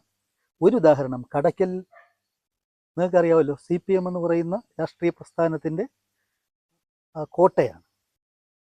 അവിടെ അതെനിക്ക് തോന്നുന്നു ശിവസൻ ചേട്ടൻ തന്നെ എന്നോട് പറഞ്ഞതാണ്. അവിടെ സ്ഥാനാർത്ഥിയെ നിർത്തിയാൽ വീടുകളിൽ പോലും ചിലപ്പോൾ കയറി ഇറങ്ങാൻ പറ്റില്ല. പക്ഷേ വോട്ട് വന്നപ്പോൾ പ്രതീക്ഷിക്കാത്ത തരത്തിലുള്ള വോട്ടുണ്ട്. ഒന്ന് പറയട്ടെ, കഴിഞ്ഞ പാർലമെന്റ് ഇലക്ഷനിൽ ചടയമംഗലം നിയോജക മണ്ഡലത്തിൽ ഏറ്റവും കൂടുതൽ വോട്ട് കിട്ടിയ പഞ്ചായത്ത് കടയ്ക്കൽ പഞ്ചായത്ത്. ഇതാണ് ജനത്തിൻ്റെ മനസ്സ്. ഇവിടെയാണ് നമ്മൾ പ്രവർത്തിച്ച് മുന്നേറേണ്ടത്. ഒരുപക്ഷെ നമ്മൾ അവർക്ക് ചിലപ്പോൾ ഇതിനേക്കാളും 3 ഇരട്ടി ആളിനെ കൂട്ടി അവരൊരു പരിപാടി നടത്തും. ഒരു ബഹളമുണ്ടാക്കുന്നതല്ല. നമ്മൾ ഇത്രയും പേര് ആത്മാർത്ഥമായിട്ട് വിചാരിച്ചാൽ മാത്രം മതി. ഉറപ്പായിട്ട് ഈ 23 ദിവസം കൊണ്ട് നമുക്ക് ഒരു നിശബ്ദ ഭൂരിപക്ഷം ഉണ്ടാക്കിയെടുക്കാൻ. ആ തിരിച്ചറിവ് വേണം ഊണിലും ഉറക്കത്തിലും. ഈ 23 ദിവസം നിങ്ങൾ ഇത് മനസ്സിലും പ്രവൃത്തിയിലും സൂക്ഷിക്കാം എന്നുറപ്പുണ്ടെങ്കിൽ ദേ നമ്മോടൊപ്പം ഇരിക്കുന്നയാളും ഇനി എത്തിച്ചേരാനുള്ള ഒരു സ്ഥാനാർത്ഥി ഇവിടെ ഉണ്ട് അല്ലേ? മുഴുവൻ ആളുകളെയും നല്ല ഭൂരിപക്ഷത്തിൽ വിജയിപ്പിച്ചെടുക്കാൻ കഴിയും എന്ന് ഉറച്ച വിശ്വാസത്തോടെ ഞാൻ എൻ്റെ കടമയിലേക്ക് കിടക്കുകയാണ്. എല്ലാവരെയും പേരെടുത്ത് പറഞ്ഞ് ഒരു നന്ദി പറയേണ്ട കാര്യം ഇല്ല എന്ന് എനിക്കറിയാം. കാരണം നന്ദി ഒരു വാചകത്തിൽ തീർക്കണമെന്നാണ് ഞാൻ പഠിച്ചിട്ടുള്ളത്. അതുകൊണ്ടാണ്. എങ്കിലും ഒരു വാക്ക് പറയാതിരിക്കാൻ കഴിയില്ല. കാരണം ഇപ്പോൾ നമ്മോടൊപ്പം ഉള്ള ശിവസൻ ചേട്ടൻ ചരിത്രത്തിൻ്റെ ഭാഗമാണ്. എന്താ കാര്യം? കൊല്ലം ജില്ലയിൽ ആദ്യമായി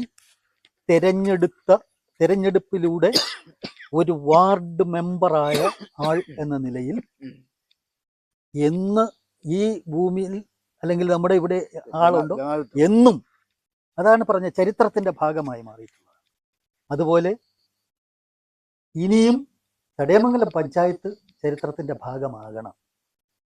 അതിന് നമ്മൾ കൂട്ടായി ശ്രമിക്കണം. എല്ലാ നമ്മുടെ സ്ഥാനാർത്ഥികൾക്കും ചടയമംഗലം പഞ്ചായത്തിലെ എന്നല്ല, കേരളത്തിലെ മുഴുവൻ സ്ഥാനാർത്ഥികൾക്കും ഒപ്പം ഈ ചടയമംഗലം പഞ്ചായത്തിലെയും വിശിഷ്യ എൻ്റെ വാർഡിലെയും സ്ഥാനാർത്ഥികൾക്ക് വൻ ഭൂരിപക്ഷത്തോടെ വിജയിപ്പിക്കണം. അവർക്ക് എല്ലാവർക്കും, ഈ യോഗത്തിലെത്തിയവർക്കും ഈ വേദിയിലിരിക്കുന്ന എല്ലാവർക്കും 1000 നന്ദി പറയുന്നതോടൊപ്പം നിങ്ങളുടെ പ്രവർത്തനമായിരിക്കണം വിജയത്തിൻ്റെ ആധാരം എന്നുള്ളതുകൊണ്ട് അതിൽ നിന്ന് ഒരണുകട പിറകോട്ട് പോകരുത് എന്ന വിനീതമായ അഭ്യർത്ഥനയോടെ നിർത്തുന്നു. നന്ദി, നമസ്കാരം.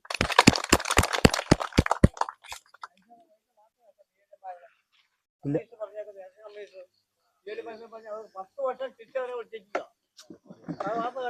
ഇല്ല കേട്ടില്ല.